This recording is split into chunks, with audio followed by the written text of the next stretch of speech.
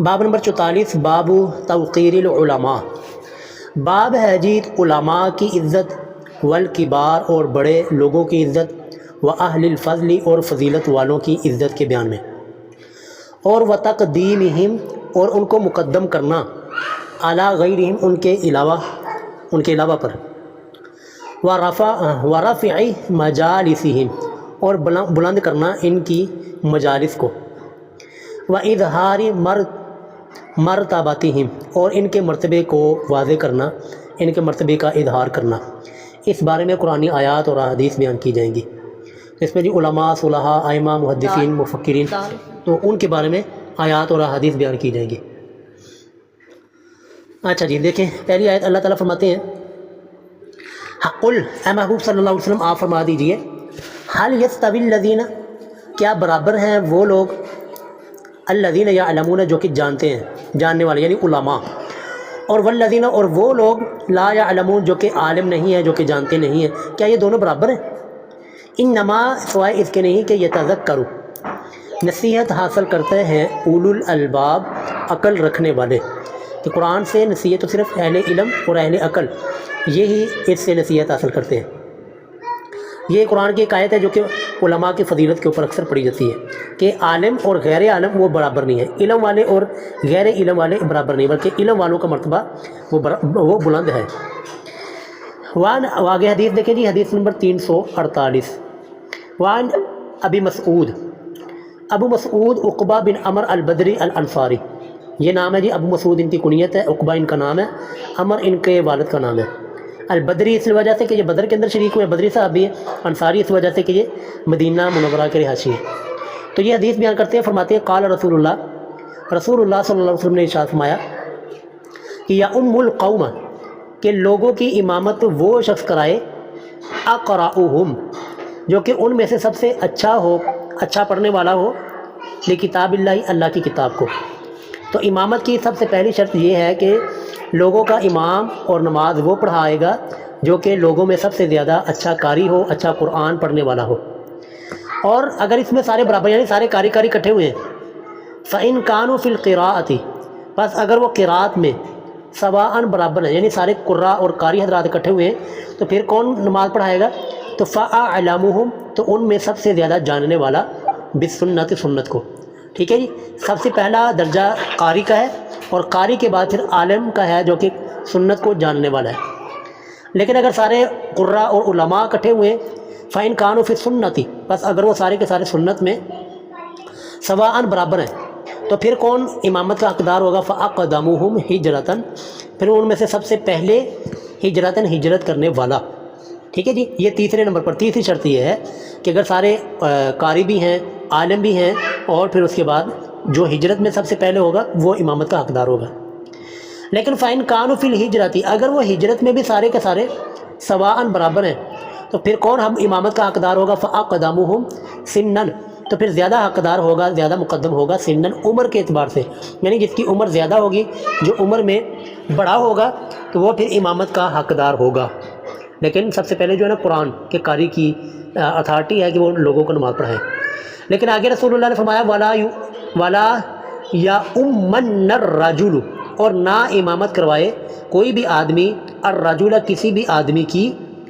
فی سلطان ہی اس کے مسلح کی جگہ پہ، یعنی جگہ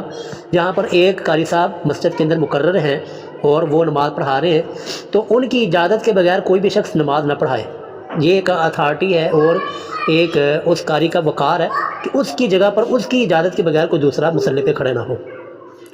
اور اس کے بعد ولا یقعد اور نہ کوئی شخص بیٹھے، فی بیتہ اس کے گھر میں، اس قاری یا عالم کے گھر میں، علی تکریمتہ اس کی مسند پر، یعنی جہاں پر وہ بیٹھ کر پڑھاتے ہیں، تعلیم دیتے ہیں، یا جس حجرے میں جس کرسی پہ بیٹھ کر وہ پڑھاتے ہیں، تو وہاں پر نہ بیٹھے الا باذنہ سوائے اس کی اجازت کے، کہ اگر وہ اجازت دیں پھر ان کی مسند پر اور ان کی کرسی پر، ان کی سیٹ پر بیٹھ سکتے ہیں، مگر نہ رسول اللہ نے منع فرمایا کہ کسی بھی کی عزت والی جگہ پہ، کسی کی سیٹ پر، مسند پر، جلسے یا سٹیج پر کوئی بھی شخص ان کی اجازت کے بغیر وہ ہے نہ بیٹھے۔ تو یہ چھوٹے چھوٹے آداب ہیں جن کو اگر ملحوظ خاطر رکھا جائے نا، تو معاشرے میں بڑے ایک امن کی بڑی خوشگوار فضا پھیلتی ہے۔ اور آگے جی وفی روایت اللہ اور ایک روایت میں ہے صحیح مسلم ہی کی کہ فَأَقْدَمُهُمْ سِلْمًا کہ اگر وہ سارے کے سارے قرآن کی قرات میں قاری ہونے میں عالم ہونے میں برابر ہے تو پھر کون نماز پڑھائے گا؟ فَأَقْدَمُهُمْ سِلْمًا، جو اسلام میں سب سے پہلے تھا، یعنی جس نے سب سے پہلے اسلام قبول کیا ہے تو وہ پھر امامت کا حقدار ہوگا۔ بادال سنن، یہ سنن جو آخری جو ہونا کہ رسول اللہ نے فرمایا تھا کہ جو پھر سارے برابر ہو، پھر جو جس کی عمر زیادہ ہے وہ پھر امامت کروائے، لیکن صحیح مسلم کی ایک حدیث میں سنن کی بجائے سلمن کا لفظ ہے،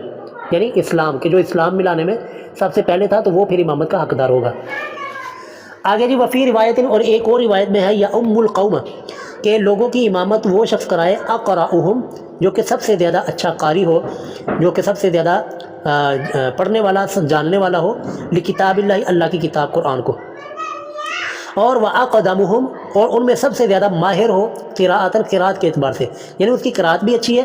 اور وہ قرآن کے ترجمے مفہوم کو بھی جاننے والا ہے، تو وہ شخص زیادہ حق رکھتا ہے لوگوں کی امامت کروانے کا۔ لیکن فَإِنْ كَانَتْ قِرَاءَتُهُمْ، پس اگر وہ قراءت میں سارے کے سارے سواءً برابر ہیں تو فَيَؤُمُّهُمْ، تو پھر ان کی امامت کروائے گا اقدمہم ہجرتاً، جو ان میں سب سے پہلے ہجرت کر کے آیا ہو، جو ہجرت میں سب سے پہلے ہو پھر وہ امامت کا حقدار ہوگا۔ لیکن فَإِنْ كَانُوا فِي الْهِجْرَةِ، اگر وہ ہجرت میں بھی سارے کے سارے برابر ہیں تو فَلْيَؤُمُّهُمْ، تو پھر ان کی امامت کروائے گا اکبرہم سنن، جو ان میں سب سے زیادہ عمر میں بڑا ہوگا۔ تو یہ امامت کی جو ہے نا وہ ترتیب اس حدیث میں بھی رسول اللہ نے بیان فرمائی، سب سے پہلے قاری، پھر عالم، اگر عالم بھی ہے پھر جو ہے نا ہجرت میں برابر، ہجرت والا اگر ہجرت میں بھی برابر ہے تو پھر زیادہ عمر والا وہ امامت کا حقدار ہوگا۔ آگے جی حدیث نمبر 349، وعنہ، اور انہی سے یعنی حضرت ابو مسعود عقبہ بن عمر البدری الانصاری رضی اللہ تعالیٰ عنہ سے مروی ہے، وہ فرماتے ہیں کان رسول اللہ، کہ رسول اللہ صلی اللہ علیہ وسلم یمسح مناکبنا، کہتے ہیں کہ جی جب ہم نماز میں کھڑے ہوتے ہیں نا، صفے بناتے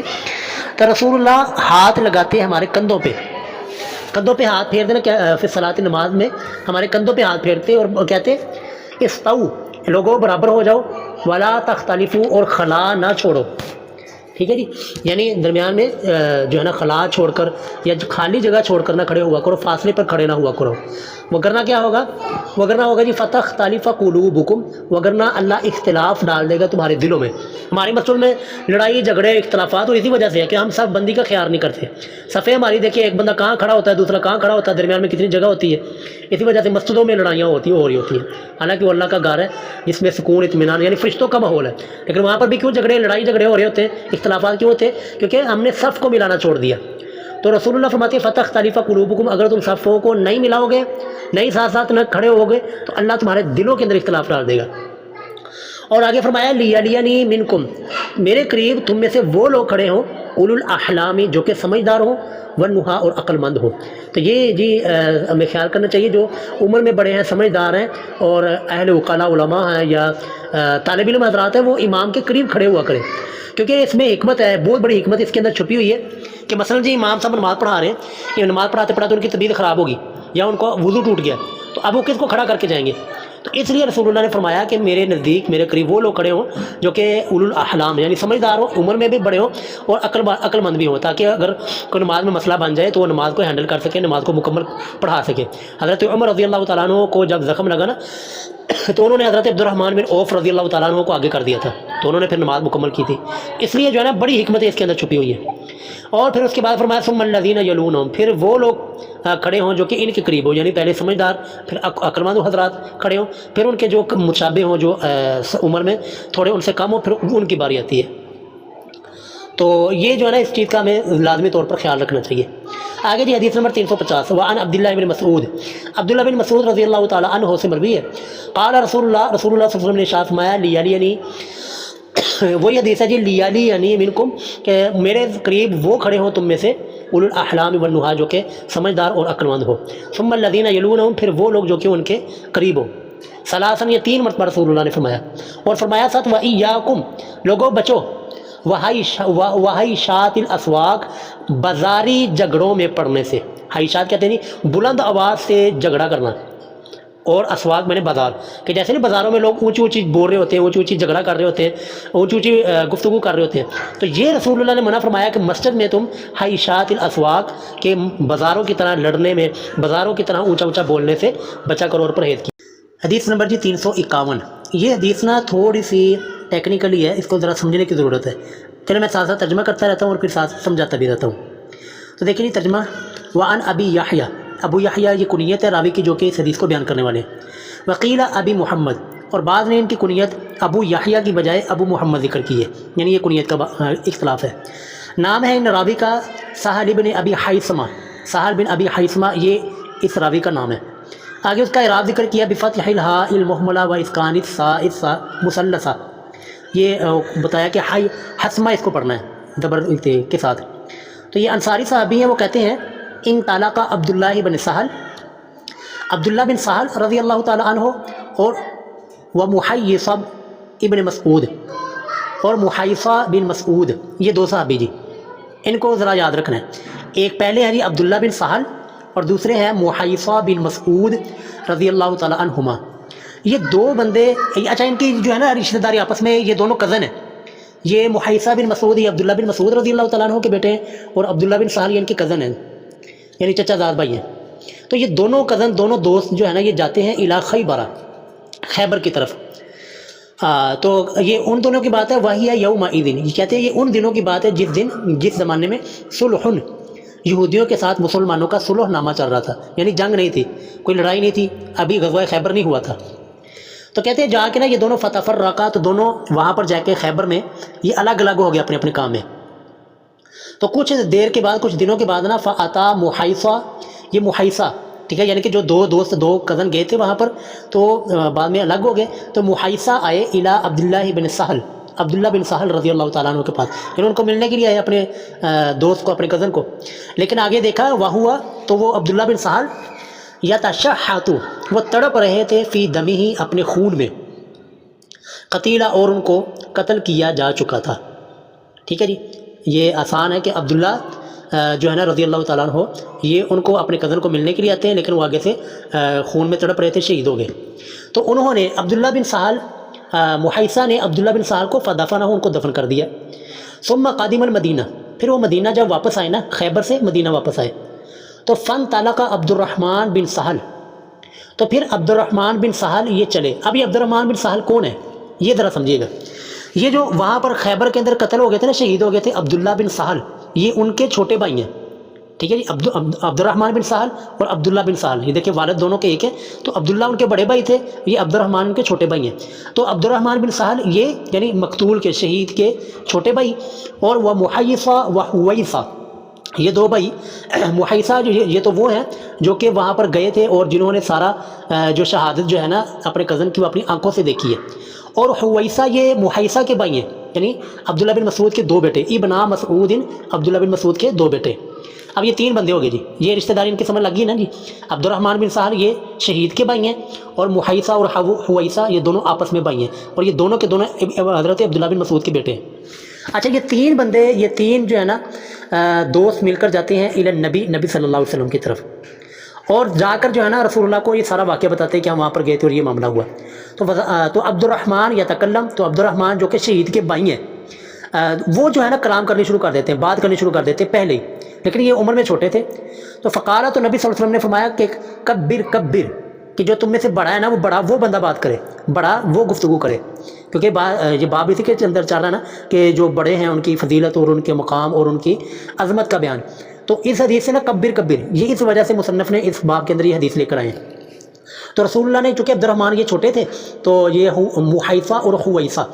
یہ عبداللہ بن مسعود کے جو دو بیٹے یہ بڑے تھے، تو رسول اللہ نے ان کی طرف اشارہ کیا کہ تم بات کرو، اصل میں معاملہ کیا ہے. تو کہتے ہیں واہوا، یہ جو ہے نا عبد الرحمن، یہ احدث القومی، یہ اس وقت قوم کے نوجوان تھے، یعنی چھوٹی عمر تھی. تو فساکت، تو یہ خاموش ہو گئے جب رسول اللہ نے فرمایا کبر، تو یہ خاموش ہو گئے. تو فتکلما، تو ان دونوں نے پھر یہ سارا واقعہ بیان کیا، محیصہ اور حویصہ نے. ٹھیک ہے جی. تو فقال، تو رسول اللہ نے پھر فرمایا اتحلفون، کیا تم قسمیں اٹھاتے ہو اس بات کی. اچھا یہاں پر یہ دیکھیں صرف حدیث کا چھوٹا سا جملہ ہے، اتحلفون، کیا تم قسمیں اٹھاتے ہو. اب اس جملے کے اندر جو ہے نا کتنی ساری تشریح چھپی ہوئی ہے، وہ ذرا تشریح سمجھیے گا. قسمیں اٹھاتے ہو، اب قسمیں اٹھاتے کا کیا مطلب ہے کہ یہ پہلے مسئلہ سمجھ لیں، پھر اب یہ سارے حدیث اور یہ ہمیں جملہ سمجھ آئے گا کیا تم قسمیں اٹھاتے ہو. کہ مسئلہ یہ ہے کہ اگر کسی جگہ پر کوئی شخص مقتول پایا جائے، کہ جو شخص کسی جگہ پر کسی علاقے میں قتل شدہ پایا گیا لیکن قاتل کا پتہ نہیں ہے کہ قاتل کون ہے، تو پھر کیا ہوتا ہے کہ پھر جو قاتل کے ورثاء ہوتے ہیں نا، مقتول کے ورثاء جو کہ بندہ قتل ہو گیا، مقتول کے ورثاء وہ 50 قسمیں اٹھائیں گے، یا 50 بندے قسمیں اٹھائیں گے، یا چند افراد مل کر وہ 50 قسمیں اٹھائیں گے کہ ہمارا جو قتل ہوا نا، ہمارا جو بھائی یا ہمارا رشتہ دار قتل ہوا، یہ جہاں پر جس علاقے میں قتل ہوا نا، یہ قاتل اسی علاقے کے ہی لوگ ہیں، ٹھیک ہے جی۔ تو 50 قسمیں اگر اٹھاتے ہیں نا، تو پھر وہاں کے علاقے والوں کو پوری کی پوری دیت ادا کرنی پڑے گی ان ورثاء کو، مقتول کے ورثاء کو، ٹھیک ہے۔ اچھا، اب جو ہے نا، جو اگر وہاں جس علاقے میں مقتول پایا گیا ہے، اگر تو وہاں کے لوگ بھی اسی کے مقابلے میں 50 قسمیں اٹھا دیتے ہیں کہ جی ہمارے علاقے کے لوگوں نے یا یہاں کے علاقے کے لوگوں نے قتل نہیں کیا، یعنی قاتل یہاں ہمارے اس شہر کا نہیں بندہ، تو اگر وہ بھی اسی مقابلے میں 50 قسمیں اٹھا دیں گے تو پھر وہ دیت سے بچ جائیں گے۔ پھر دیت جو ہے نا مسلمانوں کا جو بیت المال ہوگا، وہاں سے پھر اس قاتل کو، مقتول کے ورثاء کو پھر بیت المال سے دیت ادا کی جائے گی۔ تو یہاں پر یہی معاملہ ہوا، تو رسول اللہ نے ان سے پوچھا کہ اتحلفون، کیا تم اس بات کے اوپر 50 قسمیں اٹھانے کے لیے تیار ہو کہ یہ خیبر کے یہودیوں نے ہی ان کو شہید کیا ہے، یعنی یہ عبداللہ بن سال کو؟ تو وہ جو ہے نا یہ خاموش ہو گیا کہ ظاہر بات ہے اتھینٹک تو ان کے پاس کوئی دلیل تو نہیں تھی، اور اس زمانے میں جو ہے نا دلوں کے حال بھی نہیں جانا جانا دیکھے صحابہ کرام کا واقعہ، رسول اللہ کے زمانہ مبارک کا واقعہ ہے، تو کوئی دلوں کے حالات نہیں کسی کو پتہ چلے، دلوں کے حالات کسی نے نہیں جانے، کسی نے کوئی نگاہ نہیں ماری۔ لیکن آج دیکھیں کیسے لوگ جی، وہ شیخ عبد القادر جیلانی پوری دنیا کے پوری کائنات کو ایسے دیکھنے جیسے ہتھیلی پہ رائے کا دانہ، کڈے وڈا جھوٹ۔ تو بہرحال جی حدیث کیا ہے، رسول اللہ نے پھر ان سے پوچھا کیا تم قسمیں اٹھاتے ہو اس بات پر، کیونکہ اگر قسمیں اٹھا لیں گے نا، پھر خیبر والوں کو دیت ادا کرنی ہوگی ان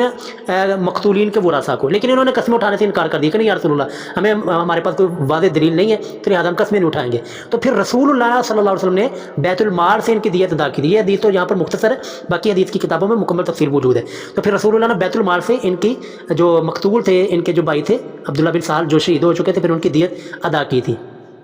تو آگے حدیث دیکھیں جی، اتحلفون، کیا تم قسم اٹھاتے ہو اس پر، لیکن انہوں نے قسمیں نہیں اٹھائی، وتستحقون قاتلکم، اور اپنے قاتل کا، اپنے مقتول کا تم حق کا مطالبہ کرتے ہو، تو لیکن انہوں نے اس سے منع کر دیا۔ وذکر تمام الحدیث، اور باقی حدیث کو ذکر کیا گیا، متفق علیہ، یہ صحیح بخاری اور صحیح مسلم کی متفق علیہ حدیث ہے۔ تو امید ہے جی یہ حدیث آپ کو مکمل سمجھ لگ گئی ہوگی کہ یہ حدیث کس بنا پر بات ہو رہی ہے۔ تو آگے حدیث جی، حدیث نمبر 352، وعن جابر، حضرت جابر رضی اللہ تعالیٰ عنہ سے مروی ہے کہ ان نبی صلی اللہ علیہ وسلم، بے شک نبی صلی اللہ علیہ وسلم نے، کانا یجمع بین الرجلین، وہ رسول اللہ نے جمع کیا، جمع کیا بین الرجلین، دو آدمیوں کے درمیان، من قتل احد، احد کے شہداء کو، قتل من شہداء، احد من احد، احد کے شہداء کو جمع کیا۔ کہاں پر جمع کیا؟ یعنی فی القبر، قبر کے اندر، یعنی ایک قبر میں دو جو ہے نا شہداء کو دفن کیا گیا۔ لیکن کیسے؟ ثم یقول، پھر آپ صلی اللہ علیہ وسلم پوچھتے اور فرماتے، ایہما، ان دونوں میں سے، اکثر زیادہ اخذن، یاد، ان دونوں میں سے سب سے زیادہ قرآن کس کو یاد تھا، یعنی حافظ قرآن میں سے زیادہ سپارے، زیادہ صورتیں کس کو یاد تھی؟ تو فَإِذَا أُشِيرَ، تو جب اشارہ کیا جاتا لہو، کسی آدمی کے لیے کہ یا رسول اللہ ان دونوں میں سے نا یہ وہ بندہ ہے جس کو قرآن زیادہ یاد تھا، تو قدمہ فی اللحد، تو اس کو رسول اللہ لحد میں آگے پہلے اس کو دفن کرتے، پھر بعد میں دوسرے کو دفن کرتے۔ تو اس میں بھی جو اہل فضل ہیں جن کو قرآن زیادہ یاد ہے، ان کی فضیلت کا بیان ہے کہ ان کو پہلے دفن کیا جا رہا ہے۔ آگے حدیث نمبر جی 353، وعن ابن عمر رضی اللہ عنہما، حضرت عبداللہ بن عمر رضی اللہ تعالیٰ عنہما سے مروی ہے کہ ان نبی صلی اللہ علیہ وسلم قال، کہ نبی صلی اللہ علیہ وسلم نے فرمایا کہ ارانی فی المنام، کہ مجھے خواب میں دکھایا گیا، کہ میں نے خواب دیکھی کہ اتسوقو، کہ میں مسواک کر رہا ہوں، بسواک، ایک مسواک کے ساتھ، کہ ایک مسواک جو ہے نا وہ میرے منہ میں ہے اور میں اپنے منہ کے اندر نا دانتوں پر مسواک کر رہا ہوں۔ تو فجاءنی رجلانی، تو خواب کے اندر ہی نا میرے پاس دو آدمی آتے ہیں، احدہما، ان دونوں میں سے ایک، اکبر، وہ بڑا تھا، من الآخر، دوسرے سے، ایک چھوٹا تھا اور ایک بڑا تھا۔ تو کیا رسول اللہ فرماتے ہیں جی، فناولت السواک، تو میں نے جو ہے نا مسواک پکڑا دی، الاصغر، چھوٹے کو، جو چھوٹا تھا، رسول اللہ فرماتے ہیں خواب کے اندر میں نے مسواک چھوٹے کو پکڑا دی۔ تو فقیل علی، تو مجھے کہا گیا، یعنی اللہ کی طرف سے یا فرشتے کی طرف سے یہ کہا گیا کہ کبر، کیا نبی مسواک جو ہے وہ آپ بڑے بندے کو، جو بڑے نا عمر میں، آپ ان کو دیں۔ تو کہتے ہیں رسول اللہ فرماتے ہیں کہ خواب کے اندر ہی فدفعتہ، تو میں نے وہ مسواک دے دی، الی الاکبر، اس بڑے کو، منہما، جو کہ ان دونوں میں سے بڑا تھا۔ اس میں بھی بڑی عمر والے کی فضیلت کا بیان ہے کہ بڑے والے کو رسول اللہ نے پھر چھوٹے سے مسواک لے کر دے دی۔ حدیث نمبر جی 354، اور بڑی اہم حدیث ہے، دیکھیں جی، وعن ابی موسیٰ، ابو موسیٰ اشعری رضی اللہ تعالی عنہ سے مروی ہے، وہ فرماتے ہیں قال رسول اللہ صلی اللہ علیہ وسلم نے ارشاد فرمایا ان من اجلال اللہ تعالی، کہ بے شک یہ اللہ کے جلال، اللہ کی تعظیم اور عزت میں سے ہے۔ کیا ہے جی؟ کہ اکرام ذی شیبۃ المسلم، کہ بوڑھے مسلمان کی عزت کرنا، اکرام میں نے عزت کرنا جی، ذی شیبہ بوڑھا، مسلم کہ بوڑھے مسلمان بزرگ کی عزت کرنا یہ اللہ تعالیٰ کی عزت کرنے کے مترادف ہے۔ یعنی جس طرح اللہ کی ذات کا عزت و احترام ہے، اسی طرح مسلمان کو چاہیے کہ اپنے بزرگوں کی، اپنے بوڑھے افراد کی عزت کرے۔ اور دوسرے نمبر پر وحامل القرآن، حافظ قرآن، کہ جس کے سینے میں قرآن ہے اس کی عزت کرنا، اس کا احترام کرنا، یہ بھی اللہ کی تعظیم میں سے ہے۔ لیکن حافظ قرآن تو دنیا میں جی تھوک کے حساب سے، کون سے حافظ قرآن کی عزت و احترام کرنا اللہ کی عزت و احترام کرنے کے مترادف ہے؟ تو اس کی دو نشانیاں رسول اللہ نے بتا دی۔ پہلی نشانی جی غیر الغالی، حد سے تجاوز کرنے والا نہ ہو، یعنی حافظ قرآن ہے لیکن کیا ہے کہ قرآن کے حلال و حرام کو ہی نہیں جانتا، قرآن کے حرام کو جو ہے وہ حلال سمجھ کے بیٹھا ہے اور قرآن کے حلال کو حرام سمجھ کے بیٹھا ہوا ہے، تو حد سے تجاوز کرنے والا حافظ قرآن نہ ہو۔ اور دوسرا والجافی عنہ، اور اس قرآن سے اعراض کرنے والا بھی نہ ہو، کہ اس کے سامنے قرآن کی آیت پڑھی جائے تو وہ کہے نہیں ہمارے بزرگوں نے تو یہ فرمایا، اور میرے امام کا موقف تو یہ ہے، میرے امام نے تو یہ لکھا ہے، میرے بزرگ تو یہ کرتے ہیں، میرے باپ دادا تو یہ کرتے ہیں۔ تو اس طرح کا جو حافظ قرآن ہوگا نا وہ اس کی کوئی ویلیو نہیں ہے، بلکہ دیکھیں اگر حافظ قرآن حد سے تجاوز کرنے والا نہ ہو اور قرآن سے اعراض کرنے والا نہ ہو تو اس کی عزت اسی طرح ہے جیسے اللہ کی عزت کرنا ہے، جیسے اللہ کی عزت و احترام کرنا ہے اسی طرح اس حافظ قرآن کا بھی عزت احترام کرنا مسلمان کے اوپر فرض ہے، لیکن دو شرطیں پوری ہونی چاہیے جی۔ اچھا جی، تیسرے نمبر پر وَإِكْرَامَ ذِي السُّلْطَانِ، اور عزت کرنا بادشاہ کی۔ کون سا بادشاہ جی؟ المقسط، جو کہ انصاف کرنے والا ہو۔ تو یہ عزت سلطان بادشاہ کی عزت کرنا جو کہ انصاف کرنے والا ہو، یہ بھی اللہ کی تعظیم اور اللہ کی عزت کرنے کے مترادف ہے۔ تو یہ تین بڑے عظیم لوگ ہیں جی، لیکن جو ہے نا ان کے ساتھ کچھ شرائط بھی جڑی ہوئی ہیں کہ یہ تین عظیم لوگ ہیں، ان کی عزت و احترام ہوگی، کی جائے گی، مسلمانوں کے اوپر فرض ہے، لیکن ساتھ ساتھ ان کو چاہیے کہ یہ شرائط کو بھی پورا کریں۔ اللہ اکبر۔ تو آگے دیکھیں جی حدیث نمبر 355، عن عمر بن شعیب عن ابیہ عن جدہ، عمر بن شعیب اپنے والد سے اپنے دادا سے روایت بیان کرتے ہیں۔ تو قال رسول اللہ صلی اللہ علیہ وسلم نے ارشاد فرمایا جی کہ لیس منا، وہ ہم میں سے نہیں ہے، یعنی اس کا ہمارے ساتھ کوئی تعلق نہیں۔ کون؟ کہ من لم یرحم، جو نہ رحم کرے صغیرنا، ہمارے چھوٹوں پر، ویعرف، اور دوسرے نمبر پر وہ شخص جو کہ نہیں جانتا، نہیں پہچانتا، شرف کبیرنا، ہمارے بڑوں اور بوڑھوں کی عزت کو۔ جو بوڑھے ہیں اور بوڑھے حضرات ہیں، عمر میں بڑے ہیں، تو جو ان کی عزت نہیں کرتا اس کا بھی رسول اللہ کے دین کے ساتھ، آپ کے ساتھ کوئی تعلق نہیں ہے۔ تو یہ دیکھنے کے اندر تو بڑی معمولی چیزیں، لیکن ان کی گہرائی کے اندر جا کر انسان غور کرے نا تو انسانیت کی بقا کا راز اس کے اندر چھپا ہوا ہے کہ چھوٹوں پر رحم اور بڑوں کی عزت۔ اگر یہ ہمارے معاشرے کے اندر آ جائے نا جی، ہمارا معاشرہ سارا کا سارا تو سدھر سکتا ہے۔ یا تو ہمارے معاشرے کے اندر چھوٹوں کی سے رحم نہیں کیا جاتا، اگر چھوٹوں پر رحم ہے تو بڑوں کا احترام نہیں کیا جاتا، جس کی وجہ سے معاشرے کے اندر بگاڑ ہے، فتنہ اور فساد ہے۔ وفی روایتی ابی داؤد، اور امام صحیح سنن ابی داؤد کی ایک روایت میں یہ لفظ ہے حق کا کبیرانہ، ہمارے بڑوں کا حق، ٹھیک ہے جی، وہ شرف کبیرانہ کی بجائے یہ والا لفظ ہے حق کا کبیرانہ، مطلب وہی ہے کہ ہمارے بڑوں کا حق نہیں جانتا۔ تو آگے جی حدیث نمبر جی 356، وعن میمون بن ابی شبیب، میمون بن ابی شبیب رحمہ اللہ، تو وہ بیان کرتے ہیں جی کہ ان عائشہ رضی اللہ تعالی عنہ، کہ سیدہ عائشہ رضی اللہ تعالی عنہ، مر بہا سائل، مر گزرا ان کے قریب سے، سائل ایک سوال کرنے والا، ایک مانگنے والا ان کے پاس آیا، سیدہ عائشہ کے پاس، اس نے آ کر سوال کیا، مانگا، تو فاعطتہ، تو سیدہ عائشہ رضی اللہ تعالی عنہ نے اس کو دیا، کسرتن، روٹی کا ایک ٹکڑا اس کو نہ دے دیا۔ لیکن تھوڑی دیر بعد نا ومر بہا، تو گزرا ایک اور، رجل، آدمی، ایک سائل سوال کرنے والا، اس کو جب دیا تو پھر ایک اور آدمی مانگنے کے لیے، سوال کرنے کے لیے آیا، لیکن اس کے علیہ ثیاب، اس کے کپڑے اچھے تھے، اس نے کپڑے ذرا اچھے پہنے ہوئے تھے، اور وحیئۃ، اور اس کی حالت بھی اچھی تھی، اچھی حالت تھی، اچھے کپڑے تھے، لیکن بیچارہ کسی مجبوری کی وجہ سے مانگ رہا تھا۔ تو سیدہ عائشہ رضی اللہ تعالیٰ عنہ نے نا فأقعدتہ، تو اس کو بٹھایا اور بٹھا کر پھر اس کو کھانا پیش کیا، تو فأکلت، اس نے کھا لیا، اب یہ دیکھیں نا رویہ مختلف ہے، مانگنے والے دو ہیں تو لیکن سیدہ عائشہ رضی اللہ تعالیٰ عنہ کا رویہ دونوں کے ساتھ مختلف ہے۔ ایک کو اسی طرح روٹی پکڑا دی اور دوسرے کو بڑی عزت و احترام کے ساتھ بٹھایا اور کھانا کھلایا۔ تو فقیل لہا، تو ان سے پوچھا گیا فی ذالک، اس معاملے کے بارے میں کہ یہ آپ نے کیا کیا، دونوں مانگنے والے، دونوں سائل ہیں، دونوں سوال کرنے والے، لیکن آپ کا رویہ دونوں سے مختلف کیوں ہے، اس کے ساتھ یہ رویہ اور اس کے ساتھ یہ والا رویہ۔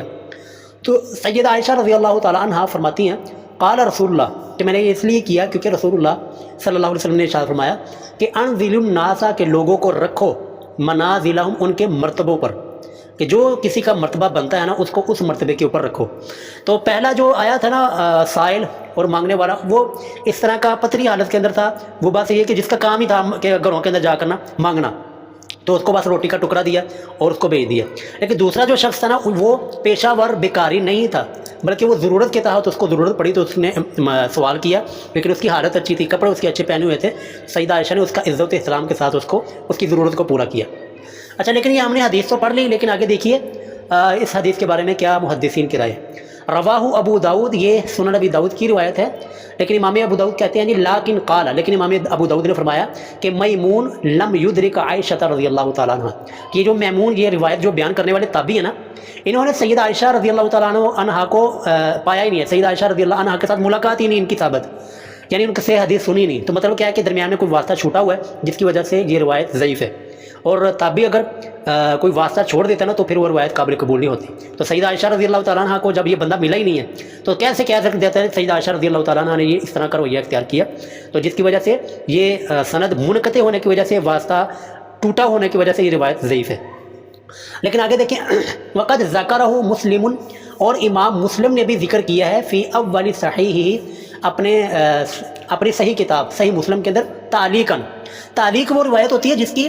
سند ذکر نہ کی گئی ہو، تو ظاہر بات ہے کہ جب سند ذکر نہیں کی گئی تو وہ سند منقطع ہوگی، اور وہ بھی روایت قابل قبول نہیں ہوتی جب تک کہ اس کی مکمل سند کسی کتاب میں موجود نہ ہو۔ امام بخاری رحمہ اللہ نے بھی تعلیقاً حدیث روایت کی ہیں، یعنی بغیر سند کے حدیثوں کو لکھا ہے، لیکن ان کی جو صحیح اسناد ہے وہ حافظ ابن حجر اور باقی محدثین نے وہ نکال کرنا لکھ دی ہیں کہ یہ امام بخاری نے یہ جو تعلیق روایت بیان کی تھی نا بغیر سند کے، اس کی صحیح سند یہ ہے۔ تو صحیح بخاری کی تمام روایات چاہے وہ متصل سند ہوں، یعنی کہ جن کی سند متصل ہے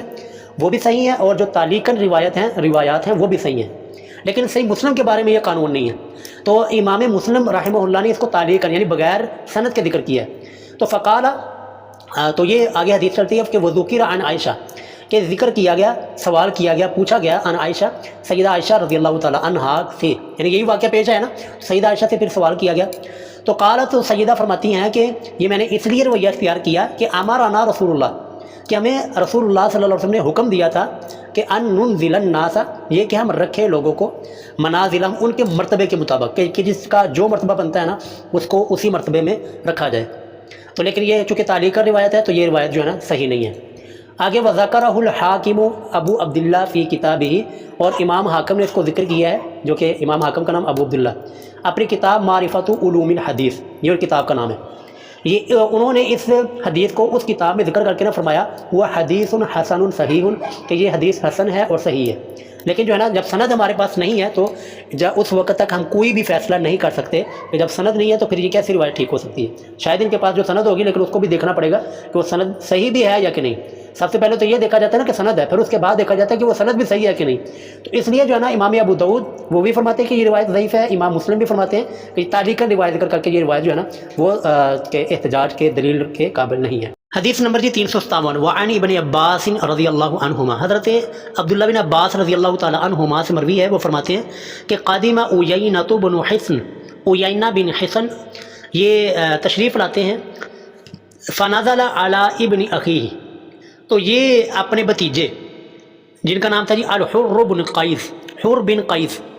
اس کے پاس آ کر نہ ٹھہرتے ہیں، یعنی ایک چاچا جو ہے نا چاچا، وہ اپنے بھتیجے کے پاس آ کر ٹھہرتا ہے۔ تو یہ جو حر بن قیس ہے نا رضی اللہ تعالیٰ عنہ، تو کہتے ہیں کہ وقان من النفر، یہ ان جماعت میں شامل تھے الذین یدنیہم عمر، جن کو حضرت عمر رضی اللہ تعالیٰ عنہ اپنے قریب رکھا کرتے تھے، کیونکہ حضرت عمر رضی اللہ تعالیٰ عنہ نے نا ایک مشاورتی کمیٹی بنائی ہوئی تھی کہ جب بھی کوئی بھی معاملہ کرنا ہے نا، کوئی بھی حکم دینا ہے یا کوئی بھی فیصلہ کرنا ہے، تو اس سے پہلے وہ فیصلہ وہ مشورے کے اندر طے پایا جاتا تھا۔ تو اس مشورے کے اندر نا حضرت عمر رضی اللہ تعالیٰ عنہ نے بہت سے سینئر اصحاب، حضرت علی جیسے، حضرت عثمان جیسے اور جلیل القدر صحابہ کرام کو رکھا ہوا تھا، اور یہ حضرت حور بن قیس جو ہے نا یہ انہی جماعت میں شامل تھے۔ آگے دیکھیں جی، وکان القراء، یہ جو قراء یعنی قاری حضرات جو قرآن کے حافظ اور قرآن کے ماہر ہوتے تھے، کہتے ہیں جی کان القراء اصحاب مجلس عمر، تو یہ جو قراء قاری حضرات ہوتے تھے، حافظ قرآن اور قرآن کے جاننے والے، یہ حضرت عمر رضی اللہ تعالیٰ عنہ کی مجلس کے ساتھی ہوتے تھے، وہ مشاورتی ہی، اور حضرت عمر کی مشورہ کمیٹی میں شامل تھے۔ کہولن کانو، چاہے وہ بوڑھے ہوں، او شبان، یا کہ نوجوان ہوں، یعنی حضرت عمر کے ہاں نا یہ بڑا ہونا، بوڑھا ہونا، یا یہ نہیں تھا مقام، یہ درجہ اور نہیں تھا، بلکہ یہ تھا کہ کون سنت کا، قرآن کا زیادہ جاننے والا ہے۔ تو جو سنت کا، قرآن کا زیادہ جاننے والا ہوتا تو حضرت عمر رضی اللہ تعالیٰ عنہ کی مشورہ کمیٹی میں وہ شامل ہوتا تھا۔ اب دیکھیں نا، چاچا وہ مشورہ کمیٹی میں شامل نہیں ہے، لیکن بھتیجا حور بن قیس وہ حضرت عمر رضی اللہ تعالیٰ عنہ کی مشاورت کمیٹی میں شامل ہے۔ حالانکہ حضرت عمر کی مشاورت کمیٹی میں بڑے بڑے جلیل القدر صحابی، حضرت عثمان جیسے، حضرت علی، حضرت عبد الرحمن بن عوف، اور اسی طرح جو عشرہ مبشرہ کے صحابی ہیں وہ شامل ہوتے تھے۔ تو یہ انہی میں یہ حور بن قیس بھی تھے۔ تو فقال عیینۃ لابن اخیہ، تو عیینہ یعنی جو چچا آئے تھے نا، تو اپنے بھتیجے سے کہتے ہیں، یا ابن اخی، اے میرے بھتیجے، لک وجہ عند ھذا الامیر، لک وجہ آپ کا ایک مرتبہ ہے، مقام ہے، عند ھذا الامیر، ان امیر المؤمنین حضرت عمر بن خطاب رضی اللہ تعالیٰ عنہ کے پاس۔ تو فاستأذن لی علیہ، تو پس آپ اجازت لیں میرے لیے حضرت عمر سے، کہ میری جو ہے نا سفارش کریں کہ میں حضرت عمر سے بات کرنا چاہتا ہوں، ان سے ملنا چاہتا ہوں۔ تو فاستأذن لہ، تو انہوں نے حضرت حور بن قیس رضی اللہ عنہ نے حضرت عمر سے اجازت طلب کی، اجازت مانگی۔ تو فأذن لہ عمر رضی اللہ عنہ، تو حضرت عمر رضی اللہ تعالیٰ عنہ نے اجازت دے دی کہ ٹھیک ہے جی، آئیں، ملے، ملاقات کریں۔ تو فلما دخل، تو پس جب وہ عیینہ بن جو ہے نا حسن وہ داخل ہوئے، قال، تو کہنے لگے، ہیا یا ابن الخطاب، کہنے لگے کہ یہ وہی عمر بن خطاب ہے۔ تو انہوں نے بتایا جی ہاں جی یہ عمر بن خطاب رضی اللہ تعالیٰ عنہ ہی ہیں۔ اب وہ جو ہے نا وہ برسنا شروع ہو گئے، یعنی انہوں نے نا حضرت عمر کو شکایتیں لگانی شروع کر دی۔ کہتے ہیں فواللہ، اللہ کی قسم، ما تعطینا الجزل، کہ آپ ہمیں تحفے ہدیے نہیں دیتے،